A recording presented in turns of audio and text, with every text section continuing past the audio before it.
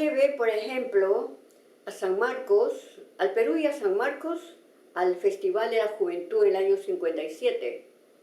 Y fue San Marcos por primera vez a un festival. Y estuvo San Marcos presente. Porque estábamos ahí un gran grupo de estudiantes sanmarquinos y profesores en la Unión Soviética. Te estoy hablando del año 57, en el año en que era prohibido salir del país a un país socialista. Estaba prohibido. Pero yo salí y me fui en barco, y también viajó conmigo Hugo Pesce, el hijo del doctor Pesce, que murió después por salvar la vida a un chico en una playa. Viajamos en el Antoniotto Usuimare. Fuimos hasta Italia. En Italia tomamos uno de esos trenes vagabundos de cuarta clase porque nadie tenía dinero. Bueno, y para qué te voy a contar, toda la experiencia soviética fue sumamente interesante, porque muchas de las cosas que yo pensaba estaban haciéndose ahí, por ejemplo, ¿no? Por ejemplo, las famosas guarderías para los obreros, ¿no? Es decir, tú, mujer, tú puedes tener tu hijo, pero lo llevas a la guardería y el Estado se encargaba de darle la mejor de las educaciones. Yo pienso que sí, es cierto que tenía su destino de formar también a sus futuros ciudadanos, pero no solamente eso, sino también era darle una buena educación, alimentación y todo, cuidar su capital humano, ¿no? Cosa que aquí tú no lo ves hasta ahora. En aquella época, por ejemplo, cuando fuimos los chicos, allá había era la educación única, ¿no? Hombres y mujeres juntos, mixta. Y había una gran libertad de las chicas rusas, ¿no? Soviéticas, en el sentido de no tener muchas cuestiones, en el sentido de hermanar con un compañero varón. Entonces, por ejemplo, ellas eran de pasarle la mano así a un peruanito, por ejemplo. Y los latinos que estaban pues con una educación tan especial, hombres por acá, mujeres por allá, entonces ellos se sentían así que no sabían cómo actuar. Y muchos de ellos se pasaban de la mano, ¿no? Y entonces había que decirles, oye, ten cuidado, eso no es así, tienes que respetar a las mujeres. Esta era una gran diferencia, aparte de que la experiencia fue sumamente valiosa, porque tú, a medida que ibas, por ejemplo, recapitulando, yendo en el tren hacia mí, si no me equivoco, no recuerdo exactamente cómo era, tú veías las poblaciones en las calles que salían a darnos la bienvenida. Gente que había pasado la guerra y que hablaba únicamente de paz, ¿no? Fue sumamente importante para mí comprobar in situ cómo funcionaba el sistema. Me gustó mucho las universidades y cómo era la educación en aquella época, que me hubiera gustado que se emplee también aquí, ¿no? Luego, ¿qué otra cosa? Entonces, San Marcos para mí ha sido prácticamente la maestra. Una gran maestra, no solamente en términos de darte una profesión, ¿no? A mí me dio dos, ¿no? Sino también en una manera de ver la vida, de ver la vida y luchar por ella, por la justicia y por tu país.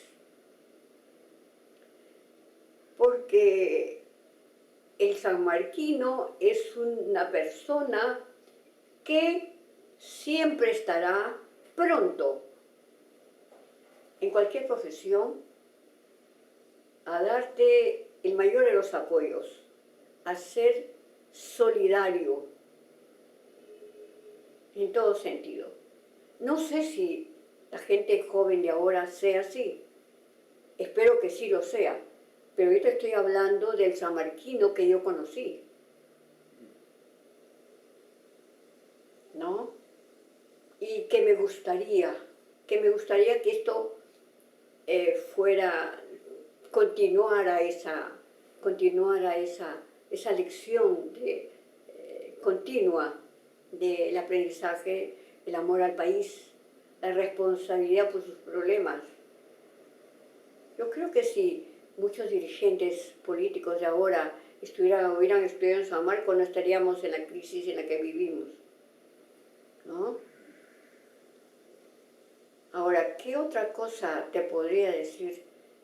San Marcos me dio pues prácticamente como una feria de espejos.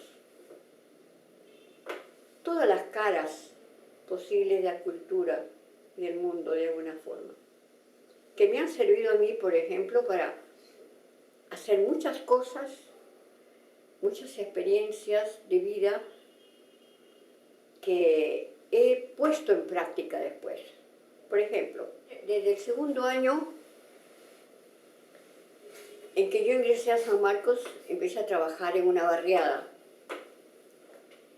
Y el otro año, en el 58, empecé toda una carrera prácticamente así de trabajar con personas con discapacidad, que en aquella época no se tocaba para nada. A los niños discapacitados los encerraban y no los mostraban, a los niños con retardo, los niños que tenían problemas físicos. Eso era mal visto, no se veía en las calles, ¿no? Y yo empiezo a trabajar con ellos y con el tiempo yo consigo una beca y me voy a Brasil y tengo una beca del Ministerio para educación especial. Con el tiempo yo hago varias semanas a favor de los niños con estos problemas, concursos periodísticos y lo último que he podido hacer ha sido 2 exposiciones para personas ciegas. Una de ellas es en lo que es ahora en el Mali y otra en el Museo de Antropología e Historia. ¿Dónde sale todo esto? ¿Dónde se origina todo esto? Se origina en que yo he sido profesora durante muchísimos años en un colegio vespertino, en el colegio María Parado de Bellido que quedaba en el Rímac. Y sábados y domingos yo iba con mis alumnos. Yo no soy de historia, soy de filosofía y de economía y de ética, pero yo llevaba a mis alumnos a los museos con la finalidad de que ellos que venían del campo, de la sierra, que tenían una serie de complejos de inferioridad, no solamente por el vestir, sino por el hablar, ¿no? Y hasta en la actitud gestual del cuerpo, ¿no? ¿Cómo salvar esto? ¿Cómo recobrar la personalidad de ellos? Era devolverle su identidad. ¿Cómo devuelve la identidad? Para eso me sirve la educación recibida en San Marcos en la Facultad de Psicología. De Psicología, ¿te das cuenta? O sea que de una manera indirecta yo estoy aplicando lo que aprendí. Y es así que yo llevo a mis alumnos, que son ya amas de casa, trabajadoras del hogar, obreros, todo, a los museos. Y allí descubren quiénes son como ciudadanos, como peruanos. Y una de las cosas que yo me doy cuenta es que, caramba, el letrero, prohibido tocar. Y entonces, como yo trabajo con discapacitados, me planteo la pregunta, y caramba, y ahora los ciegos, ¿cómo ven la historia si no la pueden ver y tocar? Entonces ahí yo creo la posibilidad de hacer esta exposición Manos que ven la historia. Y es así que yo planteo el hacer la exposición con un señor que se llamaba Fidel Untiveros, que era el administrador del museo, que me da las posibilidades porque ya él nos daba mucho apoyo y nos permitía ingresar gratuitamente a mis alumnos. Y entonces se hace esta exposición con un gran éxito para los alumnos, no así para el periodismo que no le hizo mucho caso. Pero yo dije, ¿y ahora qué hago? Caramba, la gente tiene que enterarse de esto. Y promuevo inmediatamente un concurso de periodismo sobre el tema. El premio, un pasaje a París. Así que imagínate, todos los periodistas ahí descubrieron qué cosa era la discapacidad y cómo era este museo y cómo era la exposición, ¿no? Y luego hago esta exposición en el año 62, no recuerdo exactamente, pero la vuelvo a presentar de otra manera en el Museo de Antropología, Arqueología e Historia. En la primera se tocaron, cosa que no se debía hacer, toda la cerámica, todos los artículos presentados eran auténticos. Pero en la segunda ya eran exclusivamente copias. Ahora, entonces, de una manera una cosa jala a la otra, ¿no? Es así que yo consigo hacer estas exposiciones y es prácticamente las últimas cosas que yo he hecho. Aparte que yo descubro también, yo conozco a Arguedas en San Marcos, muy reservado, nunca pude hacer amistad con él. Pero estando en París yo preparé un libro sobre aportes pedagógicos del juego en el niño. Fue un libro publicado por UNESCO en la cual yo hablo de Arguedas y los juegos infantiles de la sierra, ¿no? Yo voy a trabajar a la Universidad de Huamanga y ahí descubro la otra cara del país. Porque si bien es cierto, yo había conocido Huaraz y era mi lado serrano, cuando yo estoy ahí todo un año en Ayacucho, es conocer ya más de cerca el mundo campesino, el mundo serrano.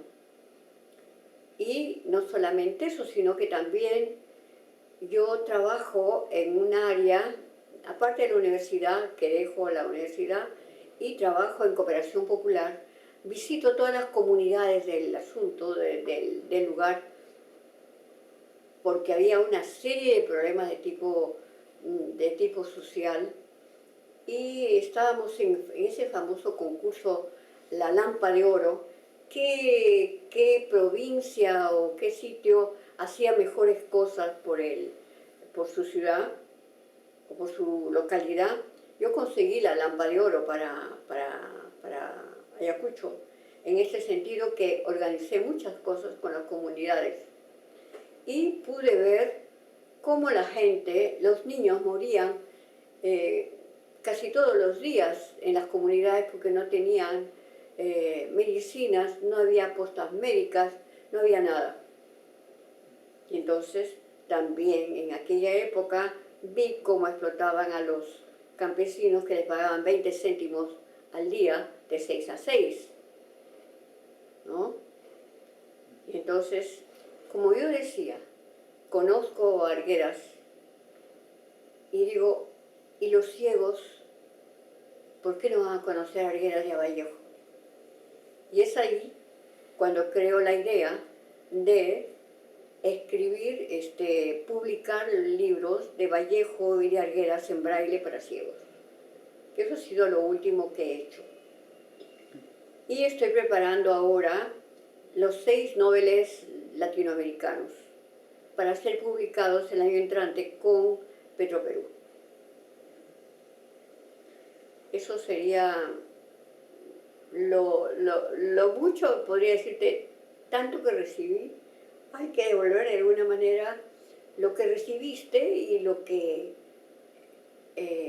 has aprendido de San Marcos, ¿no? Ahora, lo que sí pienso es que San Marcos merece otro presupuesto, merece que se le dé todas las facilidades del mundo que tiene la católica, que no se la margine y que no se la vea como el nido de terrucos que dice que siempre fuimos, ¿no? Bueno, en todas partes tiene que haber de todo, como las flores. Solamente que San Marcos merece otro destino.